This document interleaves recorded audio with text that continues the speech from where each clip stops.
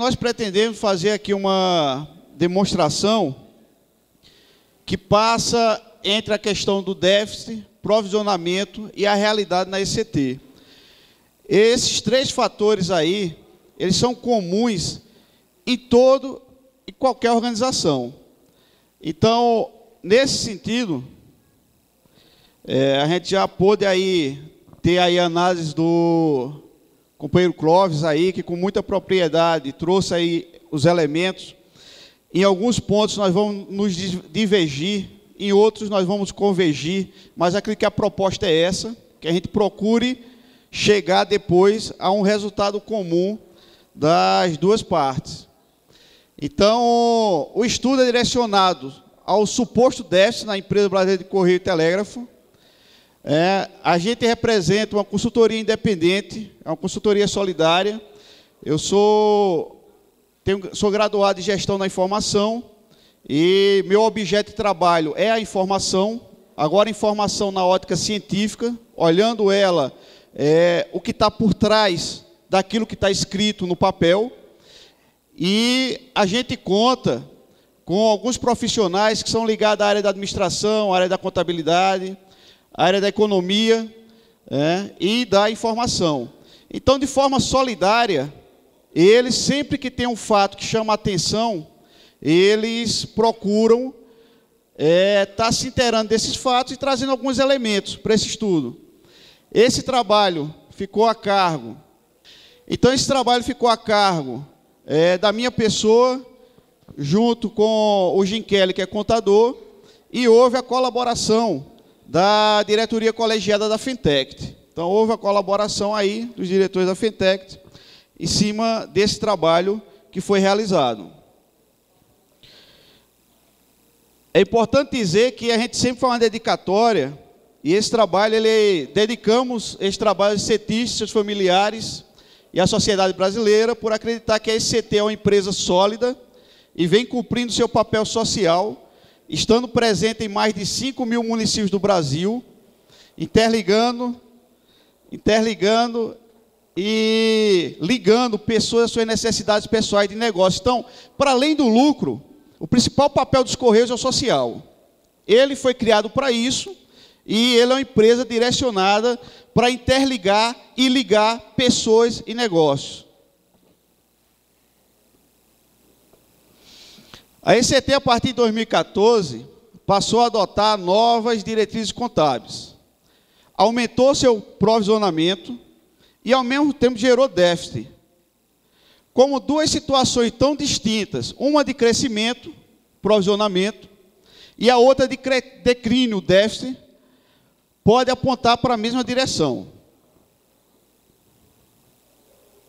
E aí é importante a gente falar que houve fases de transições nos Correios. Os historiadores, a maioria defende que a primeira fase nos Correios foi a chamada de Correios-Mor, que era aquela quando as correspondências só tinham um meio de transporte, era pelo mar. Você utilizava o mar para poder trocar correspondência entre as pessoas. Depois houve um congresso, um encontro em Londres, onde foi discutido a questão da Caixa Postal Universal. Vários países participaram desse encontro, e entre esses países estava o Brasil. Esse encontro se deu em 1929, e 2 anos depois desse encontro, o Brasil decide criar um departamento de Correios e Telégrafo. Então, em 1931, cria-se esse departamento. Em 1969, houve uma nova transição. Ele sai de departamento para Correios, para empresa de Correio e Telégrafo. E agora, o que é que querem preparar para a gente? Nós estamos sabendo que estamos vivendo um processo de reestruturação. Sabemos que estamos vivendo um processo de grandes mudanças. Mas o que é essa quarta transição que tanto esconde da gente, que tanto procura esconder dos trabalhadores? É importante informar que na década de 1960, diante do milagre econômico, O DCT também foi alvo de inúmeras críticas, conforme registra Barros Neto em sua publicação. É importante colocarmos que, assim como os Correios hoje, a ECT está sendo alvo de crítica, lá também, para fazer a mudança de departamento para a empresa, também foi gerada críticas também. E algumas se assemelham bastante ao momento que estão vivendo hoje. Então, lá em 1960, o que é que eles diziam? As reclamações eram gerais.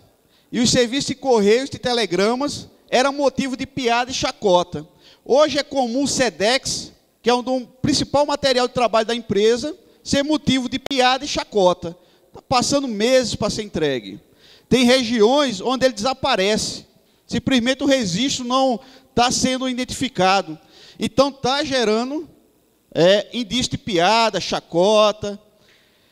Tanto que era comum os telegramas seguirem por malas postais e serem entregues tão atrasados quanto as cartas. Ou seja, as cartas muitas vezes chegavam primeiro do que o telegrama.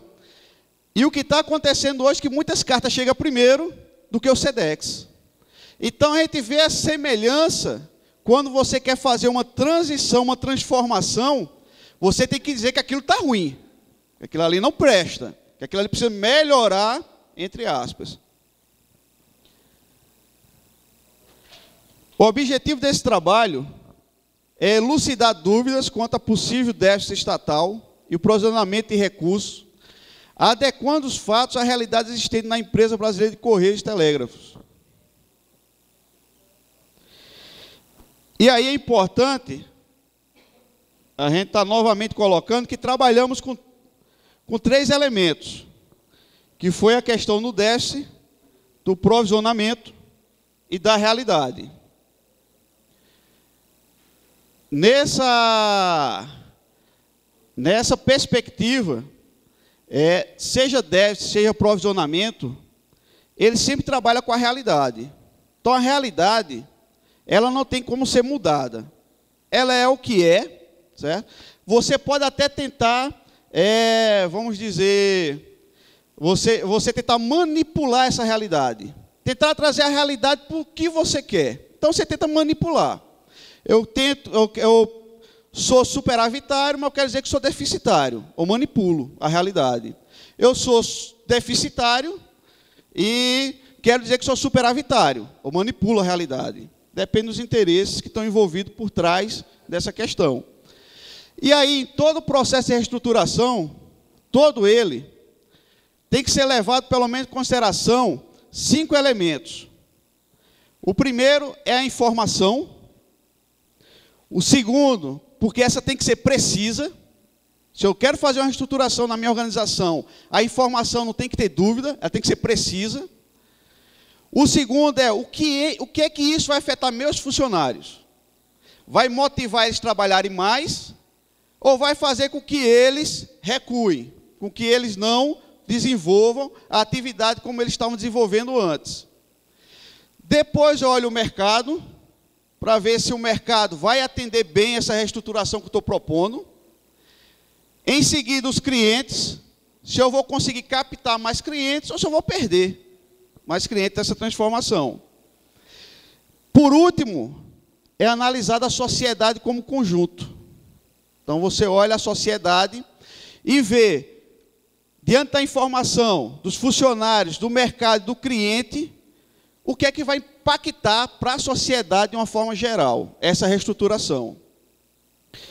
E aí a empresa, por ter um papel social fundamental, hoje na sociedade, ela tem um monopólio, ela é detentora do monopólio, ela tem imunidade tributária, em vários aspectos, e o ministro Aires Brito, ele asseverou: é obrigação do poder público manter esse tipo de atividade. Por isso que o lucro, eventualmente obtido pela empresa, não se revela como um fim em si mesmo. É um meio para a continuidade, a ininterrupção de serviços a ela afetados. Então, ele já concede aos Correios o monopólio, imunidade tributária, para dizer assim: com esse lucro que porventura você venha a ter, vai fortalecer mais o serviço social que você tem, para poder tá avançando naquilo que seja melhor para a sociedade, para a população. A gente sempre coloca que quando eu vou sair da minha expertise para ir para outra, tipo assim, serviço Correios. Serviço Correios, ele é um serviço que todo mundo, quando você fala Correios, é troca de informação. Quero pegar algum documento, algum objeto, e quero trocar uma informação com outra pessoa, uma organização, seja o que for. Vou fazer essa troca de informação. Quando você diz assim, o Correio está virando banco, você diz assim, o Correio está virando banco? Isso é. Correios e banco, o que é que tem? Então, para você fazer uma reestruturação que vai levar você do seu estado para um novo, você tem que ter primeiro. E aí eu vou usar uma caneta como exemplo dessa demonstração. Você primeiro tem um dado. Alguém chegou para a gente algum dia e disse assim, olha, isso aqui é uma caneta. E você olhou, caneta. Aí alguém te deu uma informação, disse assim, olha, isso aqui escreve. Você pegou, poxa, isso aqui escreve mesmo, certo? E você passou a identificar que além de ser uma caneta, ele escreve, passaram informação. Agora o conhecimento significa dizer, como é que eu crio isso? É só tinta? É só plástico? Precisa de uma temperatura ideal? Como é que eu faço isso aqui? Trazendo para os Correios, alguém disse, olha, isso aqui é um banco. Ah, é um banco, é? Isso aqui é um banco. Ah, legal. Ele gera recursos, gera finanças, ele pode ser uma... que negócio interessante. Agora, me explica como é que isso funciona. Aí vem a parte do conhecimento. E aí, a interpretação que nós temos da empresa, de querer avançar na questão da telefonia, querer avançar na questão do banco, querer avançar em outros serviços, é que se assemelha àquela falta de informação que é dada, principalmente quando você lida... Há poucos anos atrás, a gente estava aí, o Brasil vai comprar caça de quem? Da Suécia, Qual era o principal entrave? Quem vai nos ceder a tecnologia? Porque eu quero um dado, eu quero comprar um avião de caça, eu quero a informação, qual o poder de ataque desse avião, mas eu também quero conhecimento, quero saber qual é a tecnologia que é utilizada. Eu quero saber como é feito esse avião. Eu quero que essa informação seja me dada.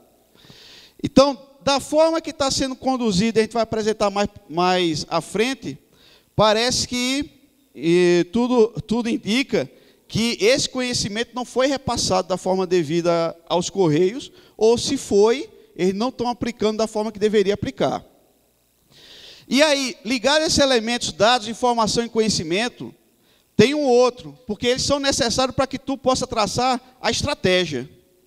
E aí eu gosto muito da definição de Coelho, que ele coloca que estratégia é um processo sistemático de coleta, tratamento, análise, disseminação da informação sobre atividades concorrentes, tecnologias e tendências gerais dos negócios, visando subsidiar a tomada de decisão e atingir as metas estratégicas da organização. Então, diante desse contexto, nós temos um fluxo informacional e o resultado obtido. A partir do dado, da informação e do conhecimento, eu tenho uma realidade. A partir dessa realidade aí, eu traço a minha estratégia. A estratégia da ECT, a estratégia dela é de um ano. Ela faz a estratégia dela, dizendo, em dezembro eu quero chegar assim. Então, essa estratégia pode levar a um déficit ou a um superávit. Por menor que seja o déficit ou superávit, mas vai levar. E aí, quando ela gera um déficit, como pode ser agora, que a empresa não divulgou o seu cálculo agora de 2015, pode ter gerado um déficit, e aí isso se configura como prejuízo. Mas se ela tiver um provisionamento, tiver aonde ela ir buscar esse prejuízo, Assim como foi feito o ano passado, quando houve o desprovisionamento lá do Postales lá, a empresa estava com 1 bilhão, quase 1 bilhão, ia ser negativo. A antiga direção disse, não, nós vamos desprovisionar, vamos pegar lá, desprovisionou, estava guardado. E aí, em vez de um dado negativo, surgiu um dado positivo. Isso acontece quando eu tenho conhecimento que lá na frente eu vou ter isso de volta. Então, se eu tenho conhecimento que eu vou ter isso de volta lá na frente, então por que eu vou gerar um déficit aqui? Por que eu vou dizer que eu sei que eu tenho um poder de recuperação desse ativo aí? Então, o que foi feito foi justamente fazer esse resgate e disse, não, nosso lucro foi pequeno, foi 9,9 milhões, mas foi lucro. Então, o que nós estamos vendo, e aí o que foi que aconteceu? Aí você abre a possibilidade de provável recuperação do provisionamento, o recurso financeiro que foi tirado, e a possibilidade de adoção de nova estratégia para o próximo período. Nós sabemos que existe o projeto Correio 2020. Isso é uma caixinha tão fechada que eles sabem, eles já têm a projeção, o que é que eles vão criar até 2020, quando é que cada coisa vai dar de retorno para a empresa. Agora, nós não sabemos se esse retorno é em 2017, 2018, 2019, 2020, e como vai ser esse retorno. Existem indícios que a antiga diretoria, ao fazer esse resgate, ela sabia que lá para 2017, 2018, ela poderia devolver esse desprovisionamento que foi realizado. Então, quando não existe o provisionamento, quando não existe, e nem a reserva financeira, existe uma coisa que nós chamamos de colapso financeiro. Eu não tenho de onde tirar, gerou prejuízo, e a probabilidade de falência é gigantesca, gigantesca. Você chegar a falir, porque você não tem de onde ir buscar esses recursos. A metodologia que nós utilizamos para fazer esse trabalho foi através do link que é fornecido pela própria empresa, porque ela é uma empresa pública, ela tem que disponibilizar todas as suas atas, seja a ata da diretoria executiva, das suas assembleias, do conselho de administração, seja que ata do conselho fiscal, tem que ser disponibilizado essas atas para a população de forma geral. Então, no site dos Correios, nós identificamos que no mês de janeiro, é importante dizer que esse trabalho que nós realizamos ele em 20 dias, mas era um trabalho para trazer mesmo os elementos que fossem devidamente necessários, que ia demorar uns 200, ou 2 meses, 2 meses e meio, para ser finalizado. Porque a gente correu realmente contra o tempo, para poder trazer aqui para esse consim aqui e apresentar à colegiada as informações que nós obtivemos, a partir de quê? De uma análise de 351 atas. Nós lemos todas as 351 atas da empresa. A partir dessa leitura, que foi realizada nas atas, referente entre os anos 2012 a 2015, nós descartamos 187. Dizemos, não, 187 atas, elas não trazem elementos para esse trabalho, para esse estudo. Então, nós descartamos as 187 atas. E fizemos o trabalho com 164 atas. Dessas, 27 do ano 2012, 34 de 2013, 53 de 2014 e 50 de 2015. As quais são parte efetiva do trabalho, ela compõe os anexos, se somando a literatura pertinente que está nas referências. A ECT em números. No ano de 2012, foi concluído estudo que previa um efetivo de 130.824 empregados, isso em 2012. Na ocasião, a ECT contava com 117 mil trabalhadores. Em março de 2014, a ECT tinha um efetivo de 125 mil. O DEST, agora há pouco, divulga que o efetivo máximo que a ECT pode ter é de 118 mil trabalhadores. Portanto, estamos regredindo a 2012. Voltamos no tempo. Certo? Então, quer dizer que lá em 2012 tinha 117 mil. Eu já fiz um estudo que previa que tinha que ter 130. E agora, em março de 2014, que é um período recente, eu tinha 125 mil trabalhadores. E agora o DEST me vem e diz que, olha, você só pode ter no máximo 118 mil trabalhadores. O que nos causa estranheza por conta que a empresa sai da sua expertise, sai do seu serviço postal, quer ir para banco, quer ir para telefonia. Ela está demonstrando uma expansão e agora está encolhendo os trabalhadores. Qual o intuito disso? Qual o objetivo disso? E aí é importante a gente dizer que a empresa enfrentou sua pior crise financeira entre 1986 a 1990. No material que vocês têm aí disponível, mostra aí que houve um período de constante déficit da empresa. Os números foram negativos, a empresa está passando por uma situação que levou ela a esse contexto. E nesse mesmo período é onde houve a maior incidência de demissões da empresa. Tá? Então, primeiro vem um déficit, depois ele passa a ser frequente, depois vem o processo de demissão. Então, isso é como se o filme estivesse repetindo agora de novo. O déficit vem agora, sem não tomar nenhuma providência, o déficit vai vir de novo no próximo ano, vai vir no próximo, e aí isso, consequentemente, vai gerar demissões. Mas a empresa, depois desse período aí, 1990, ela mostrou superação. É um período onde ela só teve superávit. Ela só vem anunciar uma queda do lucro ano passado e pode ser um déficit público a partir de agora. E aí nós pegamos os principais gastos que a empresa teve nesse período de 2012 até 2014, porque em 2015, de forma meia...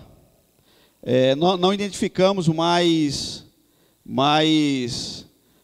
esse tipo de gasto dentro das atas que foram disponibilizadas, mas foi colocado que, em média, a empresa estava gastando 4,5 milhões de reais, certo? Mesmo enfrentando uma crise em 2015. Mesmo dizendo, olha, meu balanço vai ser negativo, a projeção é negativa, e mesmo assim ela continuou a fazer gastos com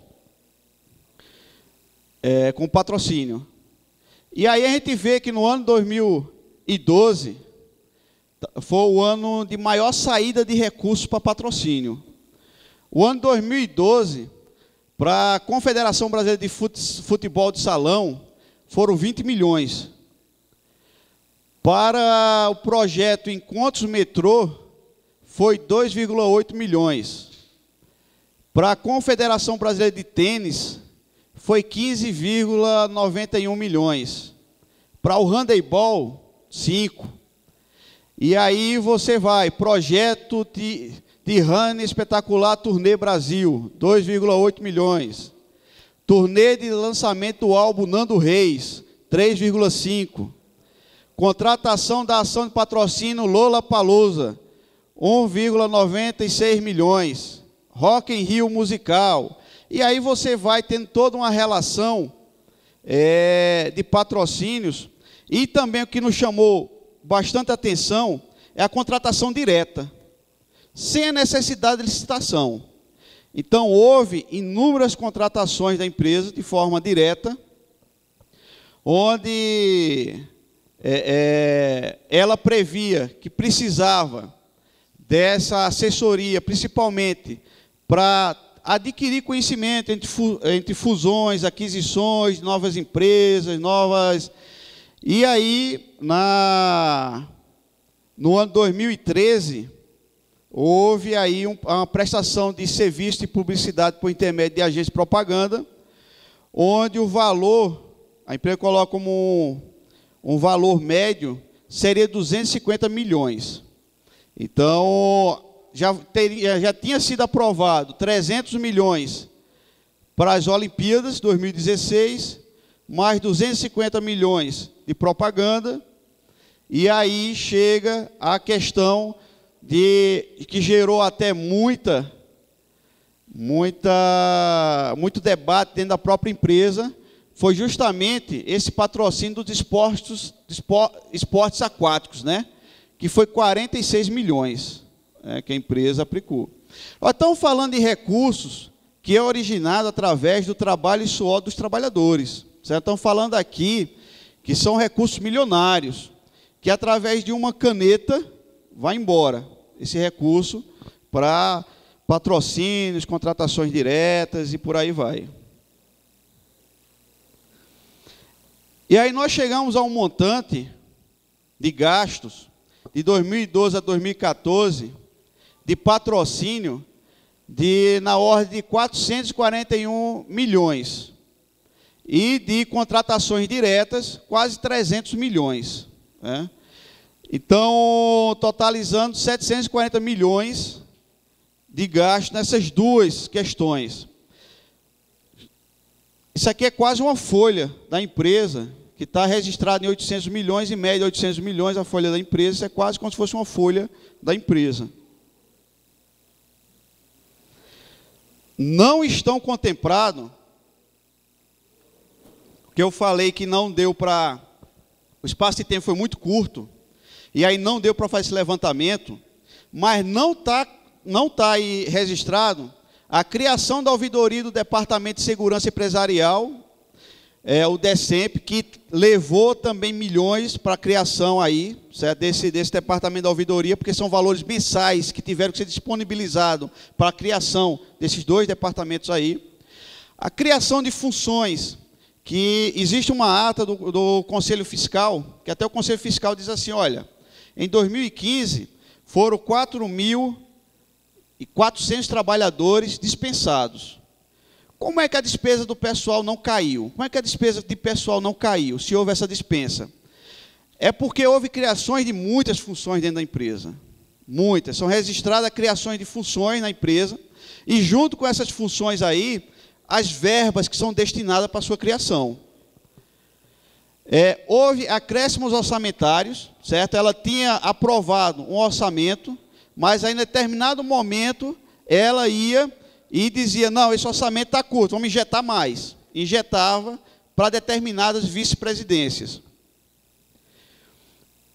que nos causou estranheza também foi ressarcimento, a empresa fazendo ressarcimento para o Banco do Brasil. Banco do Brasil pagando umas contas para a empresa, em uma faixa de 5 milhões, essas contas, e depois a empresa aprovando o ressarcimento ao Banco do Brasil por contratação direta de empresas para prestar assessoria aos Correios. Suplementação orçamentária para execução do Plano de Continuidade do Processo Produtivo, PCPP. Esse PCPP é aquilo que foi criado, consta nas atas da empresa, aquilo que foi criado quando nós estamos no movimento de greve. Então, é muito comum deslocar pessoas que não são da função para aquela função naquele período. Então, a empresa autorizou que fosse destinado para elas o ADC, o AG, o AT, se ele não é motorista, mas dirigiu o carro naquele período, ele vai receber a gratificação naquele período lá. Então, ela disponibilizou e chamou isso de PCPP, ou seja, Plano de Continuidade do Processo Produtivo, certo? Focado fundamentalmente no período de greve. E aí, para 2014, ela disponibilizou 55 milhões para esse PCPP. Certo? Então, ela disponibilizou e nós não registramos nas atas a devolução desse montante. Pelo contrário, em alguns momentos dizia assim, o valor destinado ao PCPP que não for utilizado, tal vice-presidente está reivindicando. Então, ia lá e reivindicava o valor que estava lá nesse plano aí. Não foi registrado nesse trabalho também as contratações diretas por inexigibilidade de licitação nas diretorias regionais, que as diretorias regionais também, elas têm autonomia para poder fazer contratações diretas e para também poder patrocínio, para patrocinar também eventos estaduais, eventos municipais, eventos que... Então, também não foi possível, pelo espaço de tempo, a gente fazer levantamento desses valores aí, entre outros. Mas, certamente, você fazendo esse levantamento aí, passou, e eu digo até de uma forma tranquila, da ordem de 1 bilhão com esses gastos, de uma forma tranquila. E aí nós trazemos outros números. A mão de obra temporária, o MOT. O orçamento destinado no período 2012 para o exercício 2013 foi de quase 146 milhões. Não foi possível identificar quanto foi disponibilizado no período 2011 a 2012, justamente porque as atas não estão acessíveis. Mas, em 2015, foi aprovado um aumento de 35 milhões, nesse montante aí. Então, passou-se a utilizar a mão de obra temporária como não tão temporária. Passou a utilizar essa mão de obra como mão de obra realmente, certo? Ativa dentro da empresa. E aí tem a questão postales, depois vai ter a apresentação do companheiro Bini, com certeza ele tem bem mais propriedade para expor do que o nosso trabalho foi colocado, mas em cima do trabalho da análise realizada em cima das atas,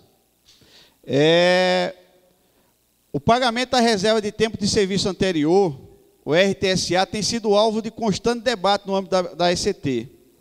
No período de janeiro a junho de 2013, o postal acumulava novo déficit de 441 milhões. Então, ele acumulava esse déficit em 2013, mas já tinha tido bem maior em 2012, que era dos 950 milhões. Então, se você já tinha uma previsão de déficit em 2012 de quase 1 bi, por que as iniciativas não foram tomadas como elas foram tomadas posteriormente? Deixou mais um prejuízo de quase meio bilhão surgir para você poder ter uma atuação realmente direta nessa questão aí. E aí, com isso, gerou um prejuízo para os trabalhadores, e não é qualquer prejuízo, certo? Porque tudo isso que nós falamos até agora é tudo prejuízo dos trabalhadores, seja um patrocínio, seja as contratações diretas, certo? Seja o que for levantamento foi feito aí, tudo, em nada disso aí o trabalhador teve a possibilidade de opinar. Isso eu acho, porque lá no patrocínio passou, mas tem até o patrocínio ao xereque, certo? O xereque e o musical, um negócio assim, certo? Tem lá, tem tudo, certo? Nesse patrocínio aí. Então, o valor de 793 milhões, apurado depois do saldamento do plano, foi classificado equivocadamente como RTSA. Isso é a visão da empresa. E tido como obrigação lateral da ECT, quando, na realidade, se verificou que os fatores que levaram ao referido valor são elementos que causaram déficit ao plano, que não se confunde com a RTSA, devendo assim ser rateado paritariamente entre os patrocinadores, participantes e assistidos, na forma prevista na legislação. Desse modo, a soma antes devida pela ECT diminuiu, 475 milhões, fazendo com que o montante provisionado passasse de 1 bilhão e 400 milhões para 929 milhões, valores à época. Ou seja, nós observamos que essa dívida ela só foi transferida, saiu da ECT e foi transferida para os trabalhadores, que gerou aquele levante, que a partir do levante dos trabalhadores não aceitarem aquela parcela que está sendo direcionada para eles, é que houve toda um chamado da atenção na opinião pública para que pudesse ser revisto essa questão do Postales. E aí nós identificamos um fato curioso nessas atas aí, que é justamente como a empresa é boa para comprar imóvel, mas como ela é ruim para vender imóvel, certo? Pode ser de forma deliberada ou não. Mas o fato é o seguinte, lá no Rio de Janeiro, existia um terreno de 20,5 mil metros quadrados e tinha área construída de quase 5 mil metros. Então, estava lá a área construída de quase 5 mil metros. Então, ela alienou o imóvel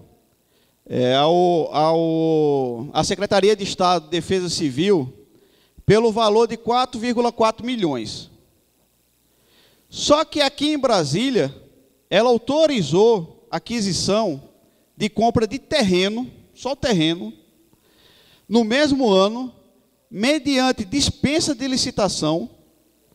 O terreno tinha 73 mil metros quadrados. Vamos colocar 4 vezes superior a... Se eu vendi algo por 4 milhões e meio, se algo é 4 vezes mais, eu vou comprar por 10 milhões. Ou por 20 milhões, certo? Esse algo aí, certo? Então, a partir desse cálculo, você colocar 5 vezes o valor, 4 vezes o valor destinado, mas só que a empresa, ela pagou o valor de 123 milhões nesse terreno, certo? Então, logicamente que, com certeza, houve aprovação lá da assessoria jurídica, correu todo o trâmite, certo? Mas o que eu estou falando é uma fuga de recursos financeiros dos trabalhadores. Entendeu? Então, para essa fuga existir, ao nosso ver, deveria ter sido feito processo licitatório. E não uma dispensa de licitação para fazer uma compra no montante desse aí. E aí nós só identificamos 2 repasses de dividendos nessas atas aí. A empresa Alec repassou para o governo, pouco tem 2 bilhões, coisa e tal. Não encontramos registro nessas atas. O registro que nós encontramos foi de 2012 a 2013, 2012, 400 milhões e 300 milhões em 2013. Não foi possível encontrar o registro de 2014 nem 2015. Nenhuma das atas, ela expõe essa saída, pelo menos as atas disponibilizadas, dispõe a saída de outro numerário. E aí vem a questão do Correios Par, Correios Participação, e junto com ele a empresa cria um comitê de avaliação de constituição de subsidiárias e de aquisições em participações societárias, o COAP. Porém, todas as suas informações são consideradas de acesso restrito. Tudo é considerado de acesso restrito. Você pega as atas e assim, eles falam, tomamos conhecimento da ata do COAP, acesso restrito. A nova reunião do COAP identificou, acesso restrito. Então, tudo é acesso restrito quanto à questão da aquisição e constituição de subsidiária, aquisições e participações societárias. Agora, o indício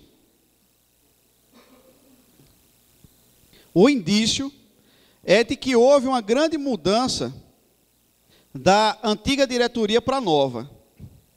Entre essa grande mudança foi o seguinte, a antiga diretoria, ela dá indício nas atas que ela sabia que a constituição dessas subsidiárias, dessas aquisições e participações societárias, traria um retorno para os Correios, para a ICT. Então, ela não estava muito preocupada em fazer os resgates devidos, de fazer esse resgate, que ela sabia que lá na frente ia trazer o retorno. A nova direção, ela já se posiciona de forma a que, não, nós vamos colocar que não temos recursos, não temos nada para ser feito nesse sentido, vamos ter que tomar outras medidas. E aí nós vamos ver qual é essas outras medidas. Mas o importante nessa questão é dizer que a empresa novamente retira recursos dos trabalhadores, sem perguntar a sua opinião, sem conversar com os representantes do movimento, sem conversar com os trabalhadores se seria uma boa, sem fazer uma apresentação, sem nada, ela vai lá e retira 300 milhões dessa e provisiona 270 e remete 30 milhões diretamente ao Correios Par, que é justamente aquela questão que nós vimos lá do funcionamento, né, entre a diretoria, né, aqueles valores lá que foram colocados.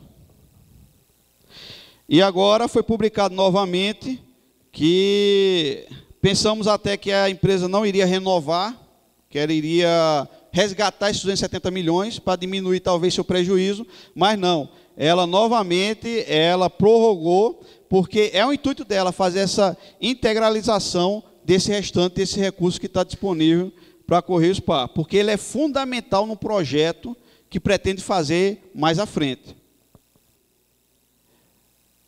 Há muito tempo a empresa tenta aplicar nos Correios a resolução 09 de 1996. É uma resolução do Conselho de Coordenação e Controle das Empresas Estatais, de que o limite máximo de gasto das empresas no custeio do plano de saúde seria de 50%.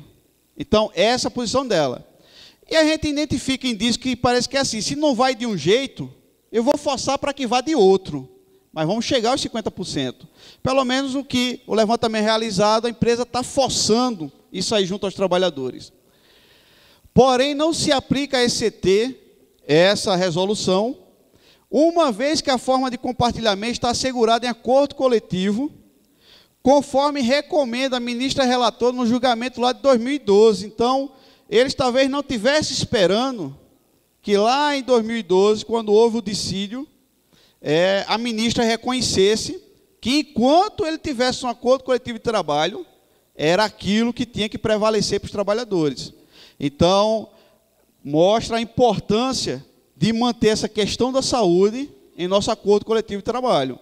Porque, provavelmente, na comissão que foi constituída aí do Postal Saúde, uma das linhas que a empresa pode querer aplicar é justamente tirar do acordo coletivo essa questão do plano de saúde. Sempre falava de um projeto F-35. A gente dizia, que projeto F-35? Parece projeto de caça, né? É o caça F-35 está sendo... Mas, realmente, de certa forma, se você pensar do âmbito financeiro, é um caça mesmo. É você sair de uma receita deficitária para, de uma hora para outra, você ter uma receita superavitária. É um caça F-35 que a gente está relatando em cima desse projeto aí. Então, esse projeto, ele visa a transformação em instituição financeira do hoje Banco Postal. E durante muitas atas, a empresa vai colocando F-35, F-35. Quando ela coloca que o F-35 é a criação da instituição financeira e que denomina ele como Banco Postal Novo, aí, estranhamente, começa a sair a referência das atas e começa a ser considerado acesso restrito. Então, passa a ser considerado acesso restrito as informações que passam. Mas um fato nos chamou bastante atenção, porque em 2014 já se previa que teria uma queda no lucro da empresa, se previa que 2015 talvez não fosse tão fácil, mas foi autorizado um incremento para as direções regionais no valor de quase 600 mil mensais, esse incremento, o que dá um montante em um ano de 7 milhões. Né? Isso, para a criação, logicamente, esse incremento é a criação de novas funções. Então, novas funções, novos departamentos, certo? Esse incremento aí que foi feito nas direções regionais, focando o quê? O projeto F-35 do Banco Postal, a instituição financeira. Então, ele fez esse incremento aí.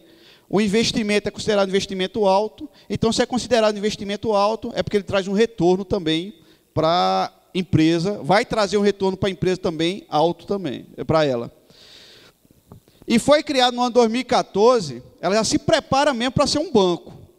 Foi criado em 2014 o Comitê do Banco Postal, que se chama CIBANC. O CIBANC foi criado justamente com essa finalidade de poder ter esses elementos necessários no mercado financeiro para a criação de um banco. E em 2015 foi constituída a Postal Corretora de Seguros S.A., segundo as atas a qual nós tivemos acesso, e que está registrada no trabalho desenvolvido por nós. Então, o que também nos chamou a atenção é que a ata diz, o que está lá na ata é exatamente isso. Foi realizada uma rescisão do atual contrato com o Banco do Brasil, visando parceria estratégica relativa ao Banco Postal e ao segmento de seguridade. Agora, o acesso é considerado restrito. Se houve a rescisão de contrato, foi formulado um outro, porque a prestação de serviço continua. Então, o que é que consta de novidade nesse novo? O que é que está sendo preparado? Isso é considerado de acesso restrito. Só eles é que sabem o que é que tem lá, está sendo preparado. Mas não é qualquer coisa, porque está relacionado justamente com a questão das agências franqueadas. Então, se eu tenho indícios, eu não conheço um banco conheço o banco que faliu por mal gestão, mas não conheço o banco que não teve lucratividade, certo? Todos os bancos, em determinados momentos, eles tiveram muita lucratividade. Agora, logicamente, que por um investimento ou outro, assim como foi no Postales, assim como pode ser no Postal Saúde, assim como pode ser há o risco de você falir aquela instituição. Então, lá nas atas, consta que a empresa ela solicitou uma mudança, uma implementação de termo aditivo aos atuais contratos de franquia postal, em decorrência do modelo aprovado em 2011. Então, ela disse que aquele modelo de 2011 não serve mais para o que a gente quer fazer. A gente quer agora dar às franqueadas um novo caráter. Elas vão avançar no papel delas só do serviço fim dos Correios, que seria justamente o serviço de entrega de correspondência, recepção de correspondência. Então, ela vai avançar nessa questão. E reavaliando o modelo de negócio e de viabilidade econômica e financeira. Tendo sido autorizada pela diretoria executiva, em 2014, a reavaliação da modelagem do estudo de negócio de viabilidade econômico-financeira das franqueadas. Depois que ela consegue essa autorização, ela começa a tratar esse assunto como acesso restrito. Acesso restrito. Mas aí nós estamos sentindo na pele, os trabalhadores passam a ter essa visão de que hoje os atendentes comerciais estão sendo os mais ameaçados, certo, diante da conjuntura que se apresenta. Porque está nítido a empresa, de uma hora para outra, não foi dados levantados pela antiga gestão, esses dados estão sendo levantados agora pela atual gestão, de que de uma hora para outra as agências começaram a não dão lucro para os Correios. Estima-se que em todo o Brasil só tem 200 agências que dão lucro aos Correios. E isso nos causa estranheza, esses dados aí fornecidos pela empresa. Porque se fosse isso, para que esperar tanto tempo? Para que você, logo agora que você quer criar uma instituição financeira, logo agora que você quer transformar, certo, um correspondente bancário em um banco realmente propriamente dito, agora as agências passam a ser deficitárias, a agência passa a ser um bom negócio, e ela pede ampliação das franqueadas, que sejam originadas, sejam concedidas a ampliar essas agências franqueadas. E aí, pelo menos no trabalho desenvolvido por nós não temos dúvida que muitas dessas agências que estão sendo fechadas e que serão fechadas, elas vão ser substituídas por agências franqueadas. E aí, se eu vou para uma agência franqueada, não tem essa história de dizer, porque ele vai ganhar menos que um trabalhador dos Correios. Certo? Não, porque ele vai trabalhar mais. Não, se é prejuízo, mesmo que eu pagasse menos do salário mínimo, ia continuar sendo prejuízo. Então, eu vou investir ali, porque o meu estudo vai divergir do estudo dos Correios. O Correios fez um estudo, que aquilo ali dá prejuízo, e eu, como empresário, fiz outro estudo, que ali eu tenho um potencial de ter um bom negócio. Então, eu vou adquirir a franquia naquele estabelecimento onde a empresa fechou sua agência própria. E eu vou passar, a partir dali, a ter minha agência franqueada. Então, o trabalho apresenta muitos indícios de que existe a possibilidade de transferência de recursos. Sabe aquele negócio que foi vendido, quando disse assim, o banco vai dar prejuízo agora, mas lá na frente, quando vocês verem no que ele vai se transformar, vocês vão ter PLR, olha, lá em cima, certo? Então, essa transformação está se aproximando, só que agora a política é tirar do contexto da ECT, é entregar a maior parte dessa arrecadação para a iniciativa para as franqueadas, para as conhecidas PPPs, parceria público-privado. Então, pelo menos diante das análises realizadas, é isso que está sendo feito. E se as intenções fossem boas, se a empresa está em expansão, banco, telefonia e tudo mais, para que fechar a agência? Se eu vou precisar delas justamente para elas eu ter um produto diferencial. Eu vou ter um banco que vai estar presente em toda parte do país. Se você quiser ir lá para um município lá, bem distante, você vai ter o banco postal lá à sua disposição, onde nenhum outro banco tem. Lá não tem Banco do Brasil, não tem Bradesco, não tem Itaú, mas tem um banco postal dos Correios. Então, isso causa um diferencial que o atrativo é enorme para que pessoas migrem para esse banco, porque elas vão ter uma acessibilidade de agências, de provavelmente criação de postos mesmo de banco, que vão ser criados, só que o trabalho mostra que a tendência é uma migração desses recursos para o privado. E aí nós vamos chegar à origem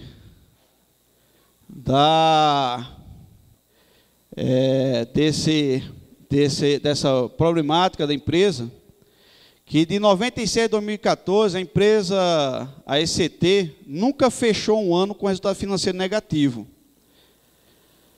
Nas suas contas, foram 18 anos sendo uma empresa superavitária, sólida, orgulho dos brasileiros e seus trabalhadores.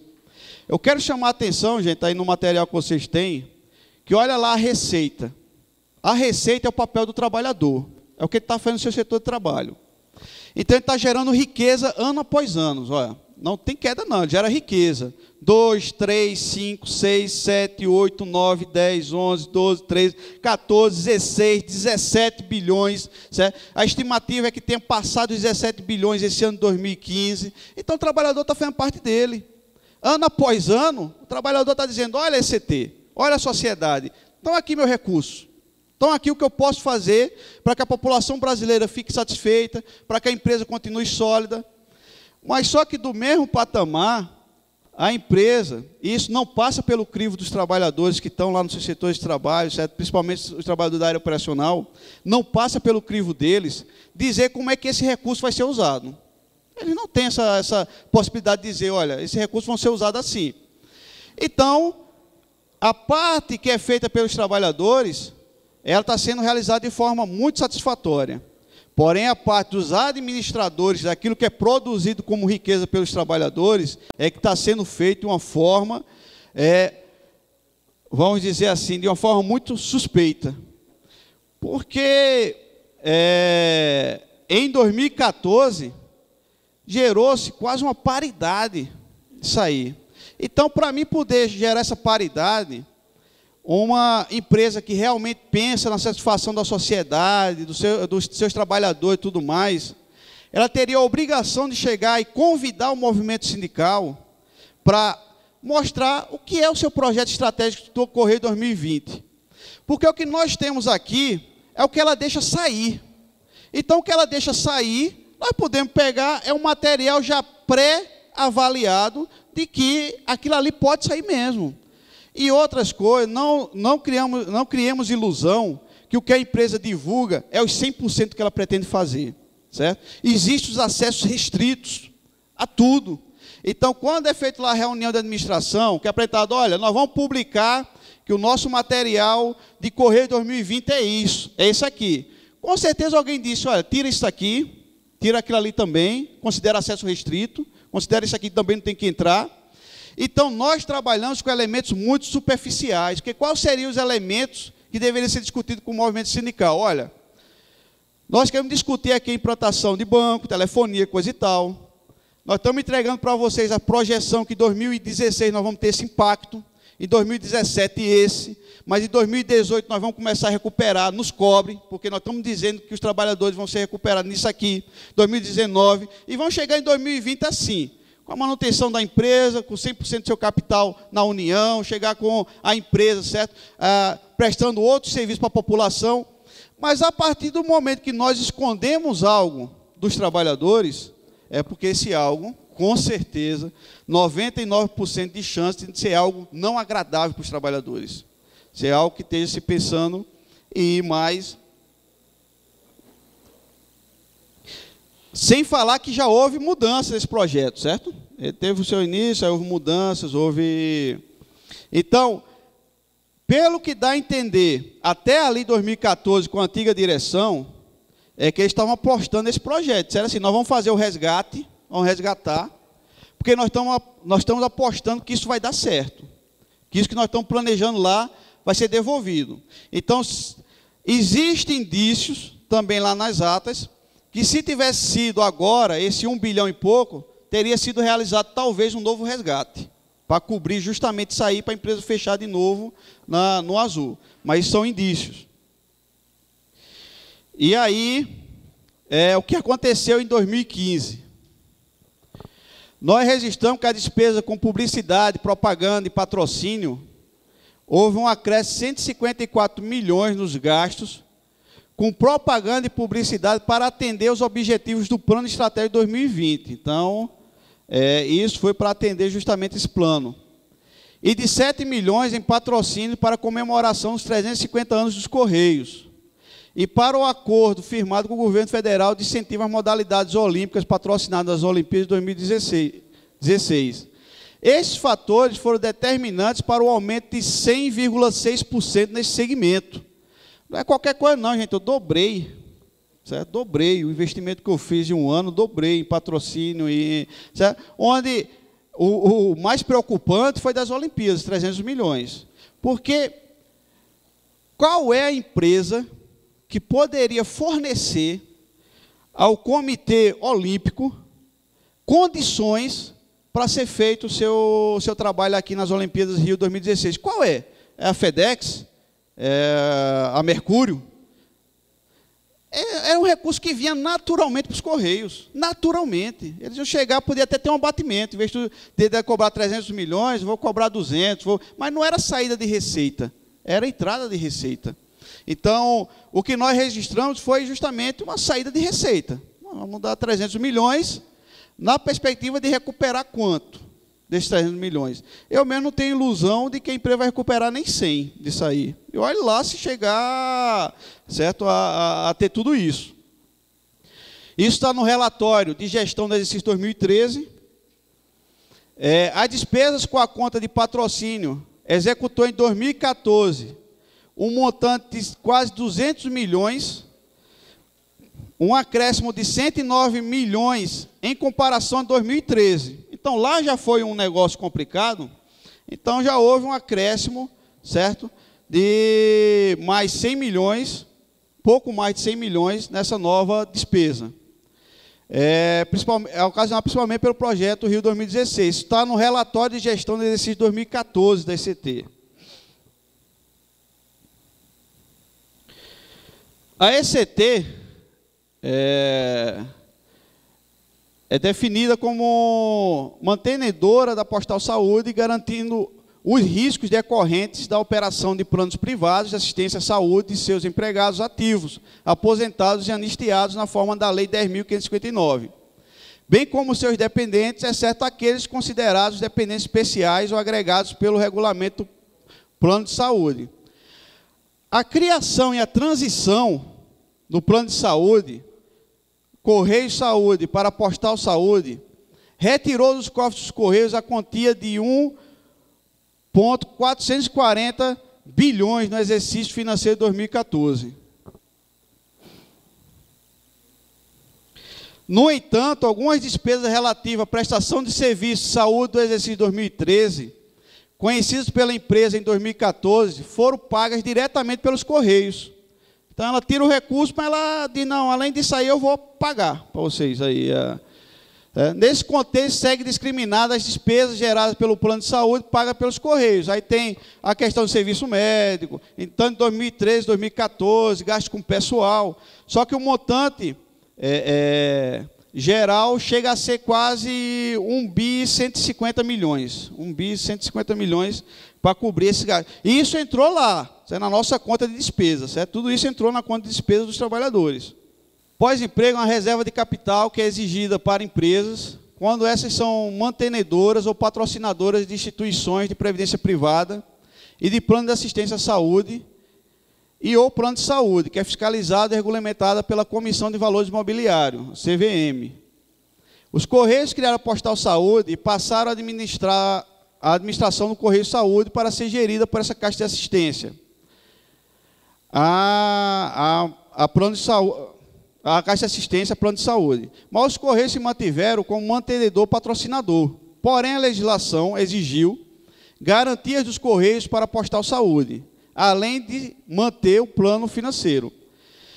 Aí nós avaliamos que, na prática, os Correios criaram um monstro.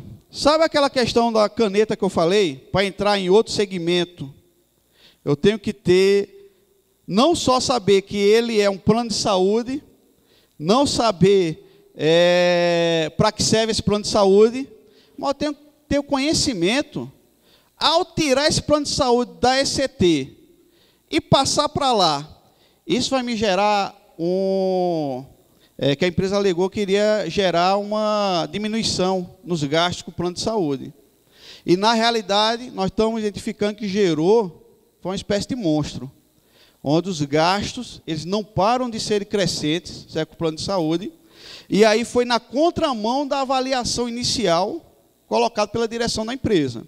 Então, se a avaliação da direção da empresa é de que ia gerar uma diminuição nas despesas da empresa, gerou justamente o contrário, gerou realmente uma dívida gigantesca com a empresa. Então, a empresa está mantendo esse plano de saúde a peso de ouro mesmo. Isso está sendo muito caro para os trabalhadores, muito caro para a sociedade, porque os dois envolvidos no capital gerado são esses dois, os trabalhadores e a sociedade. Então, esse plano de saúde está saindo muito caro.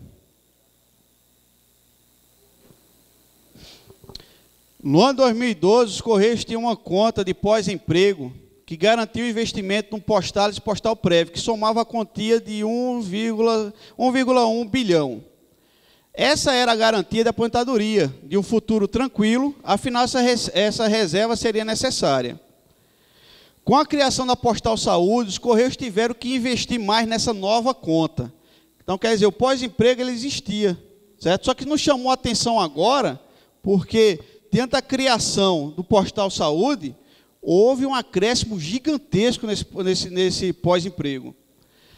Então, por força de lei, ingressou os investimentos na conta de pós-emprego. No ano 2013, os Correios já tinham investido mais de 3 bilhões de reais, dobrando os investimentos da conta de pós-emprego. Então, se em 2012 eu tinha 1,1, em 2013 eu mais que dobrei isso aí, certo? Inclusive, a gente chamou do milagre econômico. A empresa fez um milagre econômico, certo? De dobrar, certo? Isso aí. E investiram ainda mais nessa conta em 2014, fazendo com que essa conta fechasse o ano de 2014 na marca de quase 8 bilhões de reais.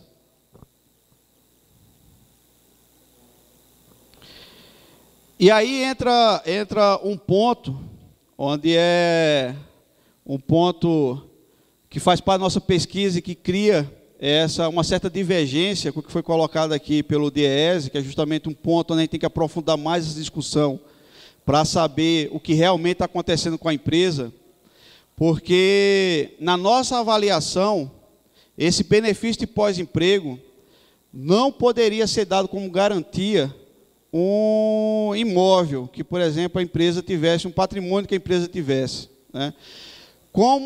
Por que isso? Que na nossa avaliação é o seguinte: se ela decidir acabar com o plano de saúde, se ela decidir romper o contrato com Postales, o que está lá para a garantia dos trabalhadores, ele voltaria de imediato para o ativo da empresa. Então, como algo pode voltar de imediato para o ativo da empresa, se não for algo em espécie, se não for algo que ela tenha condições de ter essa mobilidade para trazer ele de volta para o ativo? Então, ou a empresa errou ao publicar a prestação de conta exercício financeiro de 2014, ou ela errou a fazer isso aqui, ou ela realmente dispõe, aí não sabemos se foi vendido alguma coisa, se não sabemos como ela dispõe disso aí, ou ela dispõe realmente esse recurso em caixa, aplicado no benefício pós-emprego. Porque ela não é obrigada, o único critério que ela é obrigada a colocar, e aí ela tem que estar, que é voltada à aposentadoria do trabalhador. Né? Então, ela vai lá e coloca o Postales, coloca o plano de saúde, mas não é obrigada a ECT manter sempre esse. Ela pode, em determinado momento, ela querer romper esse contrato, ou essa parceria, ou essa. E aí, como foi dito pelo companheiro Clóvis do DIE, também não temos dados precisos ainda, certo? Por falta de informação da própria ECT. Mas, sem dúvidas, acreditamos que existem fortes indícios de que o provisionamento da ECT já passou dos 10 bilhões de reais no pós-emprego. Existem fortes indícios disso aí está ocorrendo. Aí nós vamos sincronizar aqui algumas informações. A Fintech solicitou a questão do que foi divulgado aí para todo mundo aí, né? Sobre algumas informações. Nós queríamos saber qual o montante lá no pós-emprego, queríamos saber se esse montante é em patrimônio, se é em espécie, isso tudo. E aí a resposta da empresa foi o seguinte, olha. A RAIS, Relação Anual de Informações Sociais, é processada anualmente e não de forma mensal. Dessa forma, resta prejudicado o envio dos dados mensais, visto que não há esse procedimento. Devido ao procedimento legal e prazos de envio da RAIS, definido pelo Ministério do Trabalho e Emprego, os dados anuais são apurados, consolidados e tramitados ao MTE, no mês de março de cada ano e referindo-se ao ano base anterior. Assim, só em março de 2016, teremos dados consolidados da RAIS, relativo ao ano 2015, disponíveis para transmissão e envio ao MTE, cujo prazo estabelecido para este ano é 18 de março. Como o levantamento em acordo às exigências legais, refere-se a CNPJ, a RAIS de toda a empresa, conforme solicitado, remonta à necessidade de impressão estimada de aproximadamente 40 mil folhas de documento. Entretanto, estamos processando a RAIS 2014, e assim que gravarmos em CD, enviaremos essa federação. Prévia do balanço da ECT. Conforme estabelece o Estatuto Social dos Correios, o exercício social compreenderá o período de 1 de janeiro a 31 de dezembro de cada ano, artigo 37. E ao final de cada ano serão elaboradas demonstrações financeiras, artigo 38. O resultado do exercício de 2015 está se apurando e o prazo legal para divulgação até o dia 30 de abril. Então, só lá no dia 30 de abril é que ela vai dar o prazo. Conforme o artigo 40 do Estatuto e legalizações aplicáveis, acrescentamos que, para a divulgação pública, é necessária a aprovação da demonstração financeira de 2015 pela diretoria executiva, Conselho de Administração e Fiscal e Assembleia Geral, bem como parecer das auditorias independente interna. Até o momento, os Correios não apresentaram demonstrações financeiras intermediárias, isto é, com período inferior ao exercício social completo. Os critérios e a tábua de mortalidade que estão sendo utilizados para se calcular o provisionamento pós-emprego segue relatório anexo referente ao ano 2014. Os dados referentes ao ano 2015 estão em fase de elaboração e análise. O informe se o provisionamento está sendo realizado em espécie ou em patrimônio, o questionamento não está totalmente evidente, mas o provisionamento é realizado conforme estabelece a norma contábil, reconhecendo a despesa em sua competência e a respectiva obrigação no passivo da empresa, visto que o desembolso só ocorrerá no futuro. Quais rúbricas estão sendo provisionadas como gastos futuros? E o valor provisionado de cada uma? Bem, como o valor total provisionado de 2014 e 2015, as principais rúbricas são: benefício pós-emprego em saúde. Em 2014 foram 800 milhões. Em 2015, 900 milhões. Previdência, 68 milhões em 2014 e 350 milhões em 2015. Qual a legislação que obriga o provisionamento? Em especial o pós-emprego. Resolução do Conselho Federal de Contabilidade, CFC, que trata sobre benefícios a emprego, resolução 1374, que estabelece estrutura conceitual básica para a elaboração e divulgação relativo contábil e financeiro. Bom, aí termina o negócio, né? Termina aqui o informe. Bem, pessoal, pelo que está sendo repassado pela empresa, ela diz que não entendeu bem o que nós quisemos falar de espécie ou patrimônio, certo? Mas é uma coisa que eu acho que para qualquer pessoa, você entrega qualquer documento, certo? E diga assim, você quer receber em dinheiro ou em cheque, certo? O cara vai dizer assim, não, me dê em espécie, né? Ou então, não, um cheque para daqui a 2 anos, me manda um cheque aqui para daqui a 2 anos. Ela divulgou aí, está provisionando só nesse ano, se você juntar as duas aí, mais de 1 bilhão e pouco de provisionamento em cima, 1 bilhão e 800 e pouco, né? 200, né? 1 bilhão e 200 e pouco, certo? Nesse provisionamento. Então,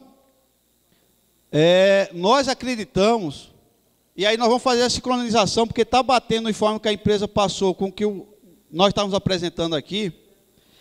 Então, iniciamos esse texto lamentando que a ECT, depois de longos 18 anos de prosperidade, fechará o ano 2015 com um prejuízo acumulado de mais de 1 bilhão de reais, segundo estimativas.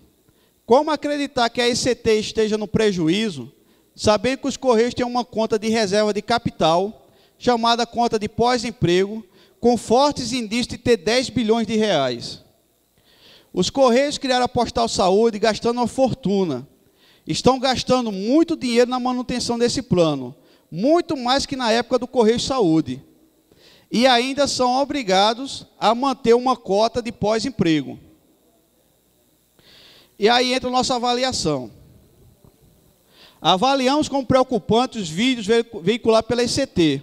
Olha, pessoal, quando a gente tem uma organização, como é que a gente sabe que tal organização faliu? Por exemplo, um exemplo, a Riachuelo faliu. Nós só vamos saber quando ela diz que faliu. A gente não vai gravar um vídeo, a Riachuelo não vai gravar um vídeo na televisão para ser repercutir todo o país, dizendo que ela só tem condições de pagar os trabalhadores da Riachuelo até março de 2017. Ela não vai fazer isso. Porque você tem fuga de fornecedor, você tem interesses daqueles que querem abocanhar o serviço, de querer prejudicar ainda mais aquela instituição, porque sabe que ela está deficitária, que ela está passando por um sério processo financeiro. Então, a gente colocou aí que onde abertamente reconhece está passando por séria dificuldade financeira. Fato que passou a ser constantemente divulgado nos principais veículos de comunicação internos da empresa, com projeções alarmantes de fechamento de agências de Correios, transferências involuntárias de trabalhadores de unidades, ameaça de garantia de salários somente em setembro de 2016, dentre outras. E eles tiveram o maior orgulho de gravar esse vídeo e dizer assim, esse vídeo é da nova diretoria dos Correios.